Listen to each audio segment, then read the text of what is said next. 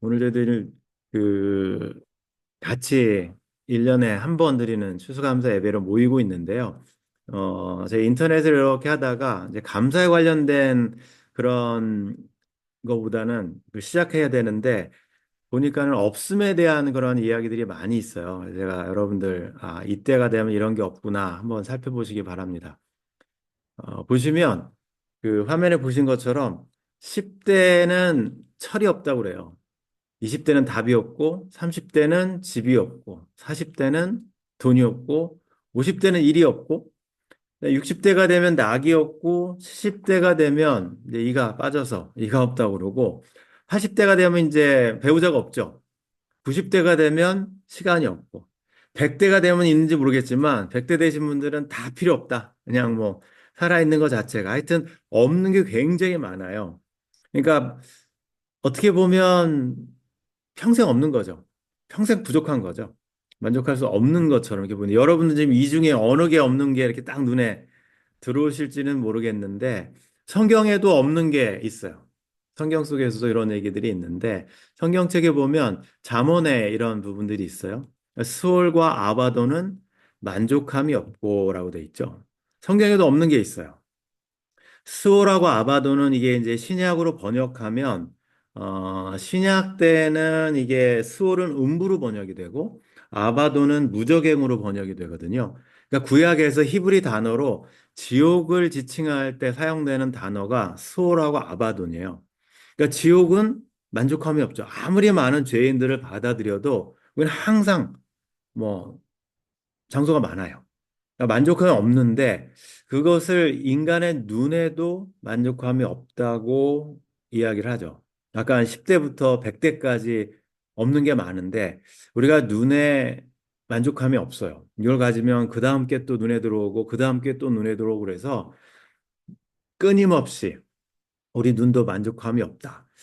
어, 근데 잘 생각해 보면 이제 저희들이 추수감사절을 맞아서 저희 땡스기빙이니까 보면 언제 그러면 감사가 도대체 있나? 만족함은 언제 생기나? 우리가 아는 것처럼 1620년 9월 달로 아는데요. 9월 16일 그때 102명이 메이플라워를 타고 영국에서 떠났어요. 미국으로 왔죠. 미국으로 와서 신대를 향해서 오고서 어느 땅에서 내렸는데 좀 남쪽이었어요. 그쪽에 내렸더니 인디언들이 있어서 무서워서 다시 배 타고 위로 더 올라오죠. 피해서. 그분들이 도착한 곳이 플리머스로 돼 있고 지금 이제 그 바위가 있는 그 지역. 그 지역에 내렸을 때 102명이 출발했지만 거의 뭐 반 정도 생존했고 그리고 나서 그의 혹독한 겨울, 그 도착한 날을 저희들이 11월 21일경으로 추정을 해요. 그리고 그 해를 아주 추운 겨울을 지내면서 인디안들의 도움으로 그걸 지내할 수 있어서 그 다음에 모였을 때 인디안들하고 같이 이제 칠면조밖에 없으니까 있는 동물은 칠면조 잡아다가 같이 나누고 밥을 먹고 그것이 이제 추수감사절의 유리가 됐죠. 근데 실제로 추수감사절이 제정된 것은 1623년이에요. 1620년 11월 달에 도착했지만 그 다음에 같이 음식을 나눠 먹은 걸 시작점으로 치지 않고 그리고 또 2년이 지나요. 1623년이 됐을 때 엄청나게 음식 뭐 먹을 것도 없고 엄청 고생을 하네. 3년째 엄청 고생을 했는데 그때 우리가 이제 아는 윌리엄 브래드포드가 그때 총독이었죠. 다스리는 지도자인데 우리 이러면 안 되겠다 그래서 1623년에 11월 29일 날 예배 시간에 예배를 이제 산 위에 언덕에서 모여서 예배를 드리는데 그때 모여서 그날을 감사하는 날로 공포를 해요. 그러니까 어떻게 보면 역설이기도 한데 가장 먹을 것이 없고 가장 부족했을 때 이때 우리가 감사해야 되는 시간이다. 그래서 그때 시작이 추수감사절이에요. 실제적으로 저희들이 아는 추수감사절은 굉장히 풍족하고 뭐 과일 바구니 쌓아놓고 막 풍요할 것 같지만 실제로 추수감사절의 시작은 가장 없을 때, 가장 부족했을 때, 그걸 감사로 인정하고 하나님께 감사한 게 추수감사절의 시작이에요. 그래서 없음의 역설이라고 쓰고 없음의 축복이라고 그러는데 2024년 제가 쭉 돌아보면서 몇 번 말씀드렸지만 그게 가장 인상에 저한테 기억에 남으니까 알라스카에서 차 빵꾸 나가지고 고생했던 그 시간이 지나고 나면 그때가 가장 감사가 넘쳐요. 이제 바람만 안 빠져도 그 다음날 감사, 뭐 물만 잘 나와도 가장 없었을 때가 가장 만족할 때고 그때가 가장 감사하는 시간이 아닌가 싶어요. 추수감사절을 이렇게 시작이 됐는데 저희도 이제 시편 속에 그런 것들이 많이 포함되어 있어요. 감사하는 방법들이 예전에 시편 성경부를 하면서 제가 시편에 대해서 시편을 주제별로 이렇게 나눠서 보면 시편을 크게 세 가지 주제, 나머지 이제 지역적인 것도 있지만 크게 세 가지로 시편을 나눠서 저희들이 볼 수가 있어요. 맨 처음은 찬양이에요. 우리 찬양했던 것처럼 감사하고 찬양하는 것들 하나님은 뭐 위대하십니다. 뭐 시편 8편에 있는 것처럼 이제 이렇게 찬양하는 게 있으면 그리고 나서 조금 지나면 시편 속에 굉장히 많은 부분이 굉장히 길어요. 더 많은 부분이 탄식이에요. 왜 나는 이렇게 하나님 백성이 됐는데 맨날 아프고 뭐 일도 안 풀리고 다른 사람은 잘 사는 것 같은데 나는 기도 제목도 응답도 안 되고 탄식이죠. 시편의 3분의 1이 그냥 어찌하여 나는 왜 탄식하는 게 꽉 차 있어. 굉장히 많아요. 근데 그것이 지난 다음에 이제 기도가 응답이 되고 그다음에 나에게 오랫동안 기다렸던 것이 이렇게 성취가 됐을 때 그때 감사하는 모습이 나와요.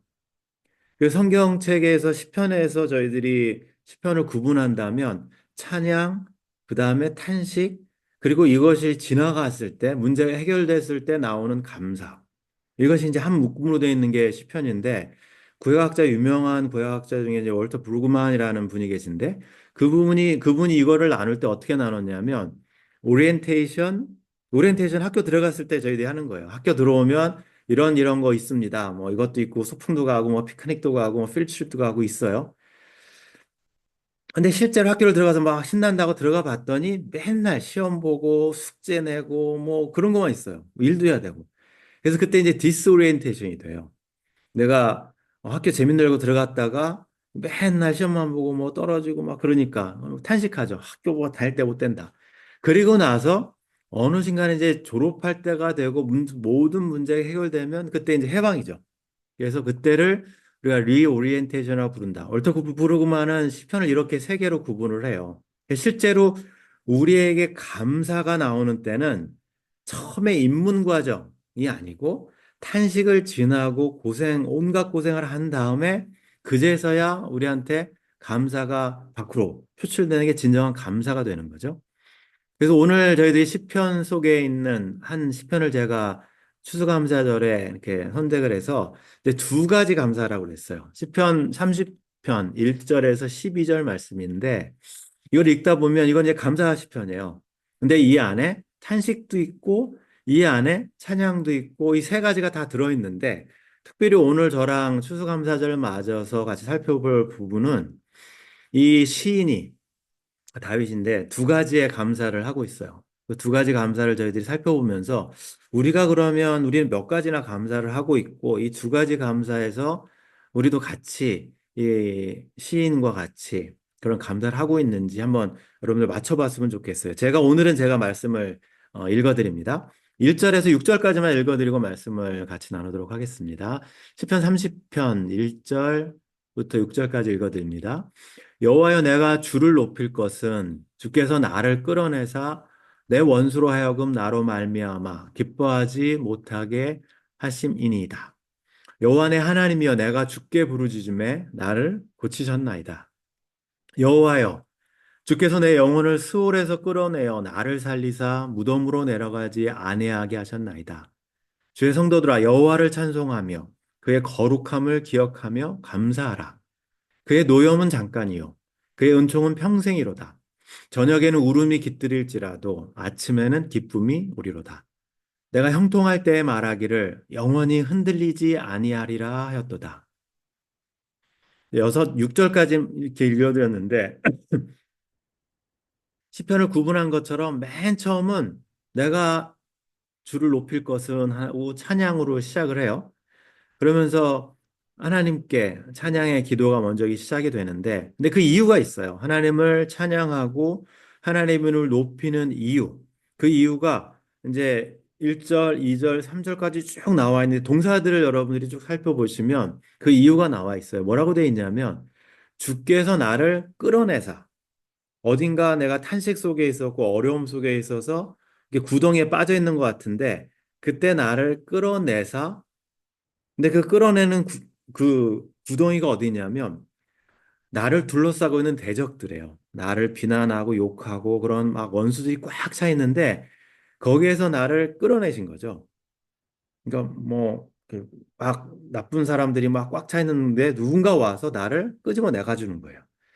내 대적으로 인해서 나를 인하여 기뻐하지 못하게 하심입니다.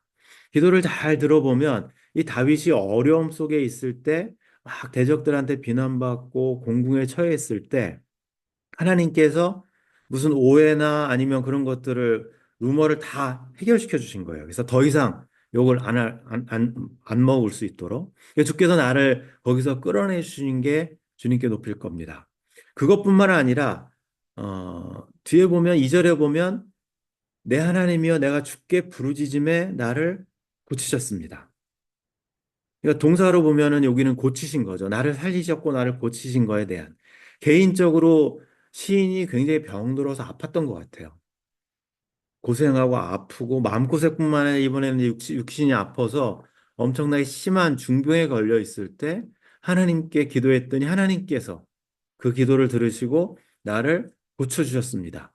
그래서 저희들이 시편에서 이렇게 3절까지도 계속 연결되지만 여호와여 주께서 내 영혼을 아까 스올이 음부라고 그랬죠. 자기가 이번에는 이제 완전히 디프레스가 돼가지고 그냥 우울증에 걸려서 마치 내가 그 음부에 있는 것처럼 스올에 있는 것처럼 영혼이 이 마음이죠. 몸이 아니라 그 안에 푹 빠져 있을 때 거기서 나를 끌어내셨습니다. 그래서 나를 살려주셨습니다. 내가 무덤에 내려가지 않게 해주셨습니다. 그러니까 1절, 2절, 3절을 보면 시인이 고생했던 것은 온갖 자기를 비방하는 원수들, 그 다음에 육체적인 질병, 그리고 정신적인 디프레션. 그러니까 우리가 가질 수 있는 모든 어려움을 다 경험했을 때 그때마다 경험한 것은 주님께서 나를 끌어내셨고, 나를 살리셨고, 나를 인도해 주셨음. 그거에 대한 감사예요. 그래서 첫 번째 감사를 잘 들여다보시면 응답하신 기도에 대한 감사예요. 우리가 추수감사절에 가장 일반적으로 하는 감사죠. 추수감사를 되면 1년 동안 하나님께서 나를 이렇게 지금까지 살려주시고 또 베풀어 주시고 공급해 주시고 이거에 대한 감사. 그래서 응답하심에 대한 감사가 저희들한테 가장 일반적인 감사죠. 추수감사를 되면 저희들이 한 해 동안 뭐 제일 좋은 과일 또 감사할 조건들을 다 가지고 와서 감사를 사람들한테 이야기해요. 저희들도 이제 좀 이따 한 번씩 나누겠지만 그것이 첫 번째 감사라고 할 수 있어요. 이 가장 기본적인 감사죠. 근데 이 감사를 쭉 살펴보다 보면 이 시인을 통해서 저희들이 배우는 게 하나 있어요. 그럼 이 사람이 왜 이렇게까지 감사할 수 있었을까? 그냥 무조건 뭐가 다 잘 돼서 감사했을까? 근데 기본 세팅을 보셔야 돼요. 기본적으로 이 시인의 모습은 원래 자기가 잘 나갈 때, 자기가 형통할 때, 6절에 보면 이렇게 얘기해요. 내가 형통할 때 말하기를 나는 아무도 나를 못 건드려. 나는 보험도 몇 개씩 들어놨고 나는 뭐 건강하고 난 이것도 있고 저것도 있고 내 친구들도 빵빵하고 내 뒷배를 봐주는 사람도 있고 그러니까 나는 자기가 형통할 때 나는 아무도 나를 흔들 사람이 없다. 다윗은 왕이었어요. 그 나라에서 가장 힘세고 부유하고 막 나라의 주인이었다고요. 그러니까 자기가 형통할 때 스스로 교만한 거예요. 스스로 자만한 거죠. 나는 아무도 흔들지 못할 거다. 근데 아시는 것처럼 다윗이 아들한테도 배반당하고 또 부하한테도 배반당하고 막 도망다니고 그런 걸 경험해 봤기 때문에 자기가 생각할 때 나는 내 힘으로 다 할 줄 알고 생각했는데 안 된 거예요. 그러니까 감사는 내가 할 수 있어서 모든 걸 이루었을 때 나오는 감사보다 아까 말씀드린 것처럼 그림을 이렇게 머릿속에 그려놓으시면 막 내 힘으로 안 돼서 엎어지고 넘어지고 아무것도 안 되는데 누군가가 내 손을 붙잡고 끌어냈을 때 나오는 감사. 베드로가 물속에서 빠져 죽어야 되는데 예수님께서 손으로 잡아서 끌어내셨을 때 그때 나오는 감사가 진짜 감사예요. 원래는 내가 모든 걸 다 할 수 있다고 착각했을 때는 감사가 안 나와요. 그 일은 자기가 한 거니까. 내 힘과 내 능력과 내 지식으로, 내 재능으로 한 거고, 내 재물로 한 거기 때문에 그거는 감사가 아니라 교만이 나오죠. 그게 완성이 되면. 근데 그게 안 됐을 때 나오는 것은 진짜 감사해요. 아, 이거 내 힘으로 한 게 아니구나. 내 뜻대로 한 게 아니고 이건 주님의 도움이 없으면 안 됐다. 그게 감사죠. 저희 오늘 찬양 중에 어메이징 그레이스를 같이 들으셨는데 가장 귀한 감사예요. 우리가 다 죄인이었는데 우리 스스로 의인이 될 수 없는데 주님께서 우리를 의인으로 불러주신 거에 대한 감사. 이게 너희들이 늘 고백해야 되는 감사고 추수감사 때도 이 감사를 잊지 말아야 되죠. 근데 시인은 거기서 그치지 않아요. 제가 이제 응답하심에 대한 감사라고 말씀드렸고 그 응답하심의 배경에는 자기가 모든 걸 할 수 있다고 교만했다가 완전히 바닷가에 친 다음에 하나님의 도우심으로 은혜를 경험하고 나서 고백인데 거기서 그치지 않고 그 다음에 뭐라고 하냐면 여호와여 내가 주의 은혜로 나를 산같이 굳게 세우셨더니 주의 얼굴을 가리심에 내가 근심하였나이다. 하나님께서 나한테 떨어져 있는 것 같았고 나하고 멀리 있었던 것 같았는데 이제 하나님께서 나를 잡아서 끌어내셔서 감사합니다. 그래서 거기서 그치지 않고 뭐라고 하냐면 내게 은혜를 베푸소서 나를 돕는 자가 되소서 이렇게 이야기를 하죠. 그리고 이 전에 그 7절, 6절, 4절, 5절 이런 데 보면 계속해서 자기가 받은 그 은혜와 그 고백을 계속 고백해요. 그리고 이 기도하고. 요게 이제 감사의 기도죠. 응답하신 기도에 대한 감사고 은혜를 베푸소서 계속해서 나를 돕는 자가 되어 주십시오. 근데 그 기도를 누구한테까지 확대를 시키냐면 시인은 그러니까 자기만 혼자 기도문 써놓고 나만 기도하는 것이 아니라 공동체한테 이야기를 해요. 주의 성도들아 여호와를 찬송하며 그의 거룩하심을 기억하며 감사해라.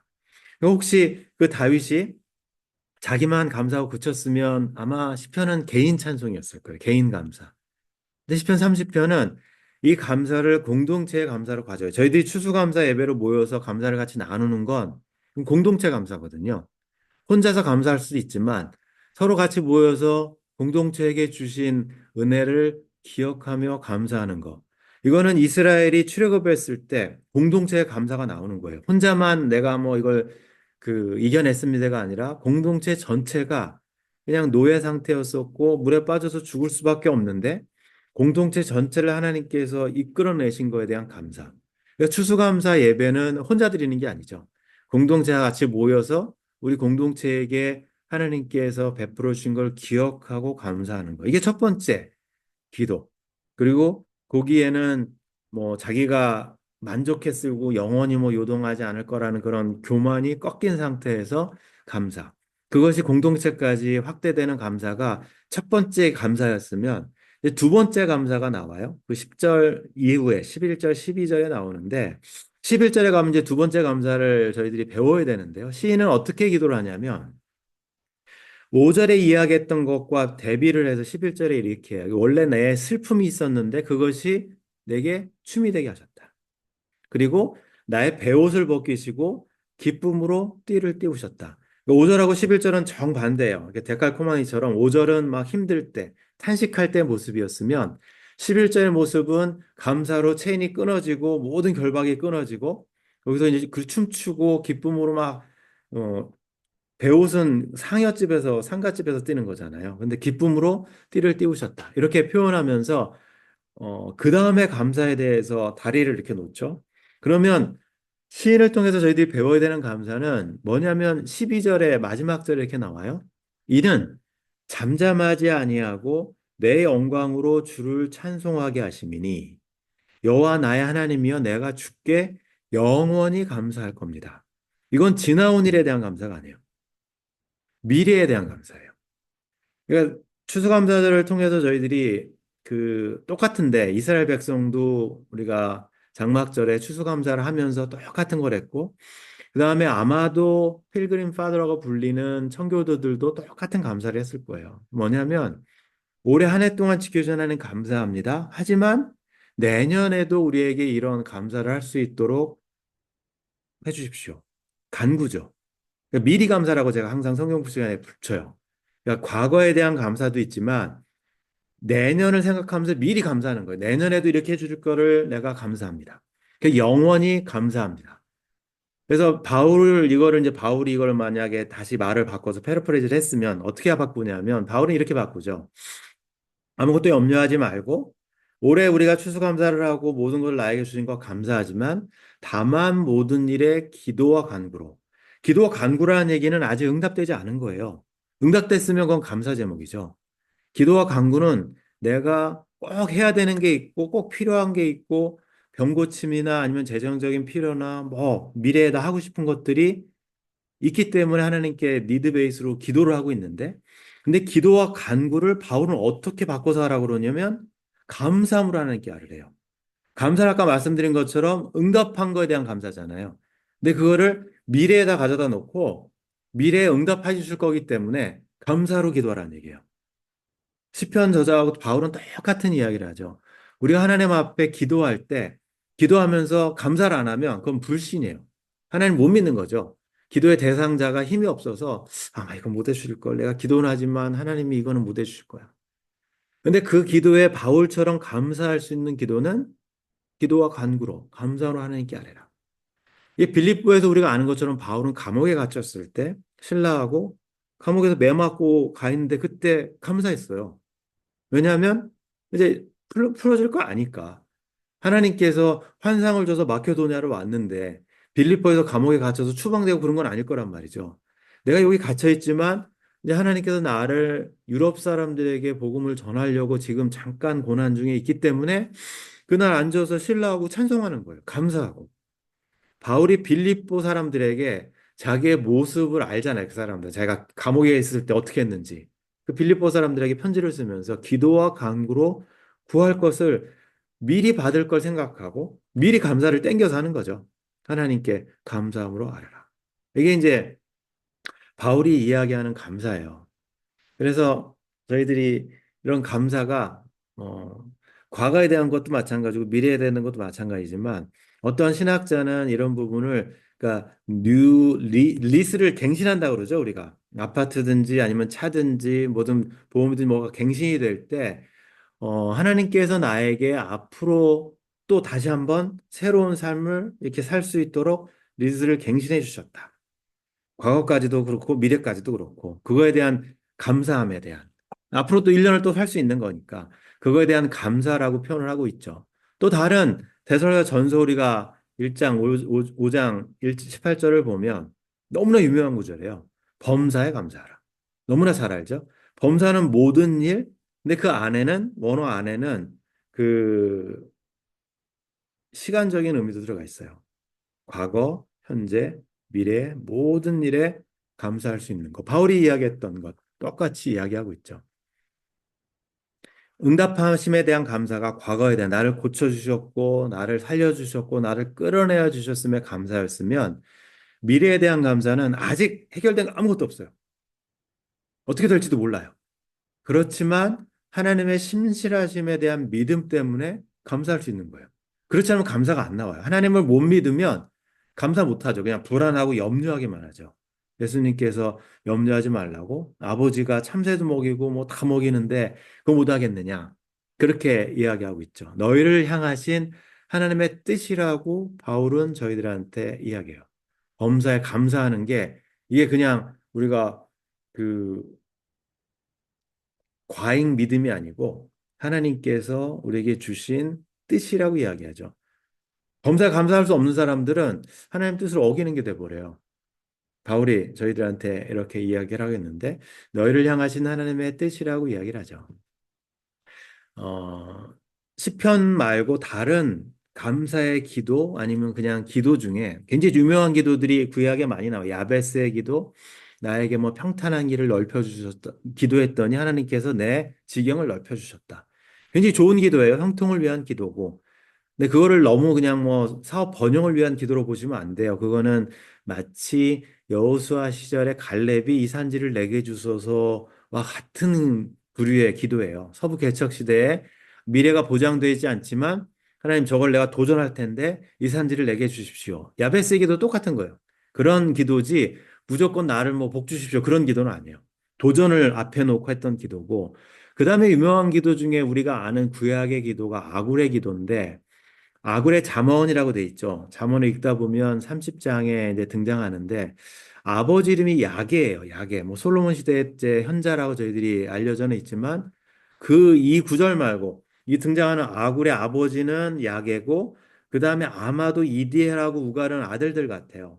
그러니까 가족, 아버지하고 할아버지하고 이제 손자들이 나와 있는데 이 사람들 이름은 다른 어떤 성경에도 등장을 하지 않아요. 그 역사 속에서 등장하지 않아요. 누군지 모르겠어요. 그 이야기는 별로 유명한 사람은 아니란 얘기예요. 다윗처럼. 근데도 불구하고 이 사람의 잠언, 이 사람의 깨달음과 이 사람의 기도를 성경에다 이렇게 넣어줬어요. 그냥 유명하지 않은 사람이지만 무명이지만 이 사람의 기도는 우리가 배워야 될 것 같다. 잠언의 아굴의 잠언 중에서 아굴의 기도가 유명한 기도가 7절, 8절, 9절인데 7절에 보면 아굴이 두 가지를 기도하죠. 내가 두 가지를 주께 구합니다. 기도합니다. 뭐라고 기도하냐면 죽기 전에 이거를 거절하지 마시옵소서. 굉장히 구체적인 기도예요. 그래서 죽기 전에 이게 나에게 이루어지길 원합니다. 두 가지 기도는 우리가 아는 것처럼 헛된 것과 거짓말을 멀리하게 하옵시며 헛된 것은 구약에서는 우상 숭배일 수도 있고 그러니까 별로 의미 없는 것들 그런 것들 거짓말하는 것들 그것을 내게서 멀리하게 해주십시오. 첫 번째 기도. 네, 두 번째 기도는 뭐냐면 가난하게도 마옵시고 부하게도 마옵시고 이거 현대인들이 굉장히 싫어해요. 이 기도는 안 해요. 앞에 건 빼고 해요. 그냥 부하게 해주십시오. 이거 야베스 기도를 잘못 오해해가지고 성공신학처럼 계속 나를 이제 부하게만 하다고 기도하는데 아굴은 가난하게도 마옵시고 부하게도 마옵시고 이게 굉장히 저희들한테 현대인들에게 주는 도전이 크죠. 어, 아구리한 사람이 기도하면서 왜 이렇게 기도했을까? 현대인들 이렇게 기도 안 해요. 더 많이 달라고 기도하지. 나를 가난하게도 부하게도. 그렇다고 해서 이 기도를 오해하셔서 아구리 기도한 것이 오직 필요한 양식으로 나를 먹이시옵소서. 이 필요한 양식이 예수님의 주기도문에서는 오늘의 양식으로 돼 있죠. 데일리 브레드로 돼 있는데 이게 아주 나한테 미니멈. 그러니까 하루에 한 끼 먹는 빵 하나하고 뭐 우유 한 잔. 그걸 말하는 건 아니고요. 내가 먹고도 배불리게 남길 만큼 풍성한 양이에요. 예수님이 오병이어를 베풀었을 때 5천 명이 먹고 남았어요. 우리가 이제 하나님한테 기도할 때 필요한 양식은 그런 의미가 들어가 있어요. 내가 먹고도 남아서 다른 사람 베풀 수 있을 만큼 넉넉한 양을 나에게 먹이시옵소서. 그건 부자는 아니에요. 가난한 것도 아니고. 그러니까 아굴의 기도는 내가 만족할 수 있게 해주십시오라는 기도예요. 적은 것으로도 만족할 수 있고 많은 것으로도 내가 만족할 수 있고 더 많은 걸 욕심 안 내게. 그래서 아굴의 기도는 평생 하나님께서 나와 함께 하셔서 내가 다른 곳을 한쪽으로 치우치지 않게 해주십시오라는 기도지 한번 그냥 빵 터져서 내가 그냥 복권 터지듯이 그렇게 부자가 되게 해달라는 기도가 아니에요. 그러면 뒤에 이어지는 구절이 내가 가난하면 하나님을 욕할까? 내가 부자가 되면 하나님을 잊을까? 그러니까 아굴의 기도가 현대인들한테는 도전이 되는 기도라고 제가 말씀을 드리는 이유가 그거예요. 그래서 제가 이제 이 기도를 이렇게 보면서 이거를 감사로 바꾸면 되게 멋있을 것 같아요. 여러분들의 1년 뒤의 감사 아니면 매일의 감사가 하나님 나를 가난하게도 안 해주시고 부자도 안 해주셔서 감사합니다. 내가 오늘 하루 살면서 헛된 말 안 하고 거짓말 안 하고 정직하게 살게 해주셔서 감사합니다. 그 거룩하게 살게 해주시고 또 내가 정말로 가난하지도 않고 또 이렇게 교만하지도 않게 해주셔서 감사합니다. 아굴의 기도를 아굴의 감사로 이렇게 바꾸시면 굉장히 멋있는 감사 기도가 될 것 같아요. 이건 미래에 대한 거거든요. 자기 평생에 하나님께 나를 이렇게 해주시면 너무나 좋겠습니다는 기도인데 그걸 매일매일 여러분들 감사로 바꾸시면 멋있는 감사 기도가 될 것 같아요. 30장 12절에 나는 잠잠하지 아니하고 계속해서 영원히 그냥 끊임없이 중얼중얼하면서 하나님께 영원히 감사할 겁니다. 여러분들이 추수감사절 오늘 같이 보내면서 다윗은 시편의 30장에 시편 기도를 만들어 놨어요. 아굴은 잠언에 또 자기 똑같은 30장에 기도를 만들어 놨어요. 시편에 있는 것처럼. 여러분들이 여러분들 아름다루의 그 감사 기도를 이렇게 남겨놓으시면 예전에 이제 교회에서 몇 번 감사 기도 한번 미리 것도 땡겨서 한번 내년에 이렇게 될 거 감사합니다. 적어놓고 하나님께서 어떻게 해주시나 한번 지켜보자 그런 적들이 있었는데 그렇게 기도를 여러분들의 기도로 만드시면 그러면 좋을 것 같아요. 그 기도 제목에는 하나는 감사의 리스트에는 지금까지 나에게 해준 응답하심에 대한 감사, 또 하나는 아직 응답은 안 됐지만 하나님을 믿고 땡겨서 하는 감사. 이렇게 해줄 줄 믿고 감사합니다. 감사합니다. 미래에 대한 감사가 두 가지가 다 들어가면 굉장히 멋있는 하나님이 기뻐하시는 듣기 좋으신 감사가 아닐까.